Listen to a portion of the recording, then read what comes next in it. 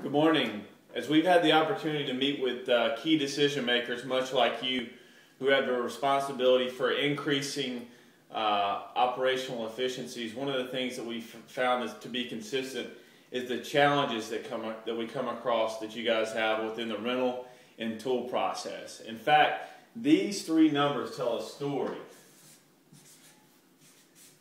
of accountability, visibility, streamlined processes, as well as cost control and cost reduction.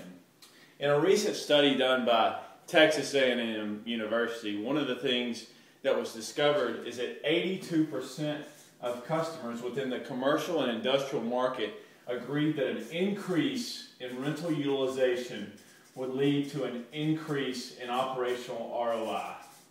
Now that may be surprising to you, but 46% of customers in the same study said that they don't track utilization.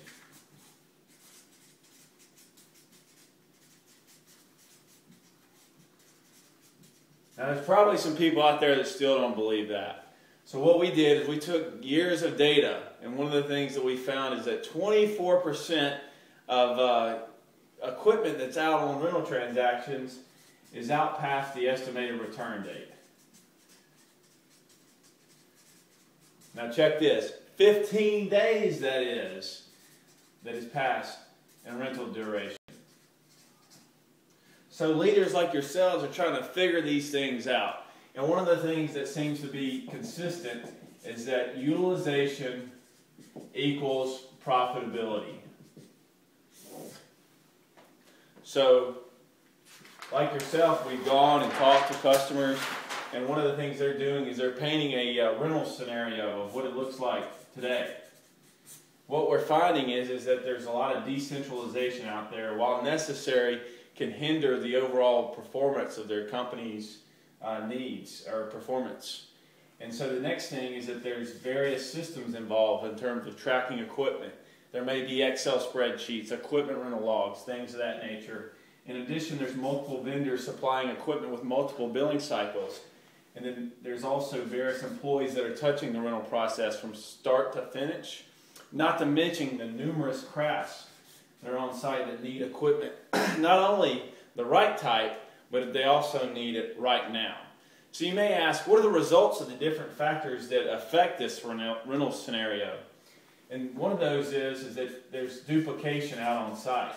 So there's really just too much equipment. You may have 3 or 4 forklifts, and you could possibly only need 1 or 2.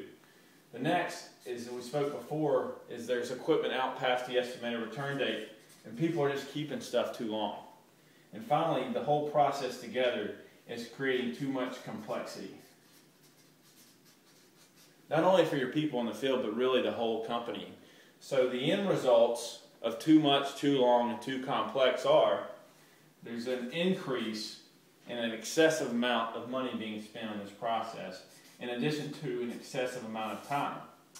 And then finally, you'll notice that there's a lack of productivity within employees because they're dedicated to this rental scenario.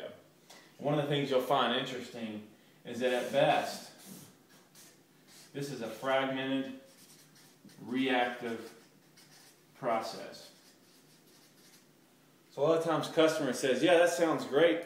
That sounds great, Al and Luke, but the greatest risk we have is not knowing, not just today, but really what the future holds and how some of these things could threaten future goals.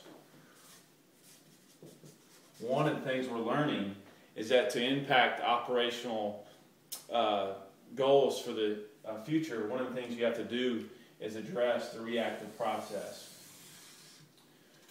So one of the ways that companies are doing that is that they're moving away from the reactive process.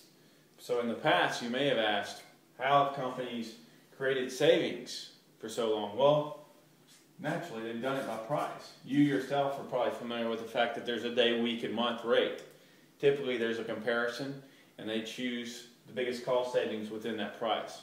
Did you know that you can only get 1/6 of cost savings from price that you could from measuring these other 3 categories? Now, that being said, Abe Lincoln once said that if you continue to walk past problems, that they're going to fester and fester, getting worse, And what you have here is the same type of thing where you'll ultimately lead your company into an abyss.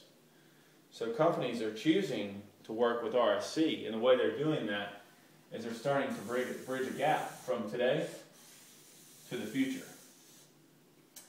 Now, the way they're doing this is through effective equipment management, which increases employee productivity and also helps for future success on projects.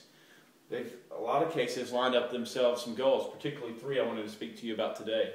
One of those we mentioned earlier. It's increasing the visibility and accountability. How you can do that is through industry-exclusive technology. RSC's Total Control System can not only help you reduce the amount of equipment that you had out to too much, but also the fleet that's out too long. We can also do that using our GPS technology, which is fantastic for not only field support, but people like yourself. The second goal you'll find is that people are looking to streamline their processes. You'll see these arrows really connect themselves nicely.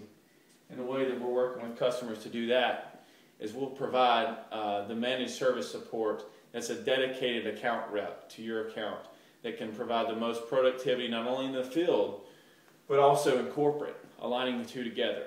And then finally, the third goal that customers most frequently are finding is there's a cost reduction and then also the cost control.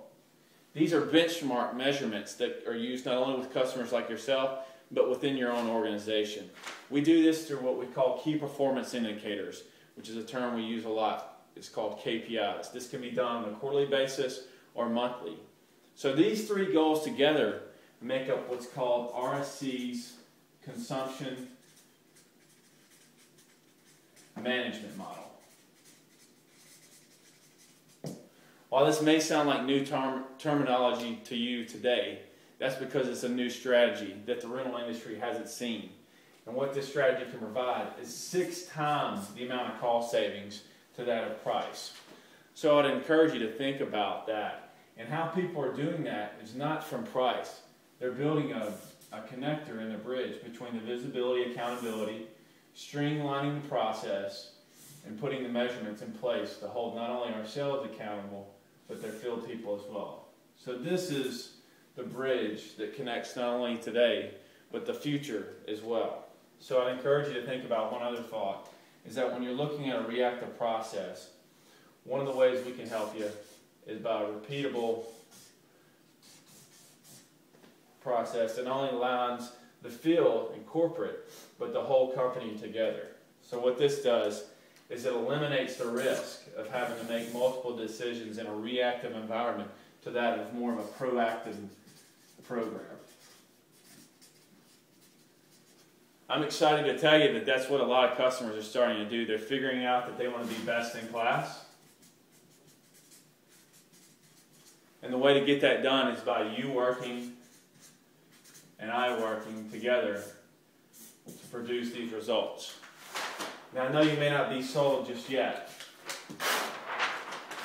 One of the things I wanted to tell you is that we have a case study to share with you. A major oil and gas company that's very similar to your company was faced with some of the same challenges that you've seen here today. 35% of their organization savings came from increasing utilization on a set group of key items. What this resulted in was a 28% reduce in spend on these items. And the good news is that only happened in 3 months. So my question to you today is, would you like to work together to develop a program for not only yourself, but your whole company and be the champion? I'll let you be the judge.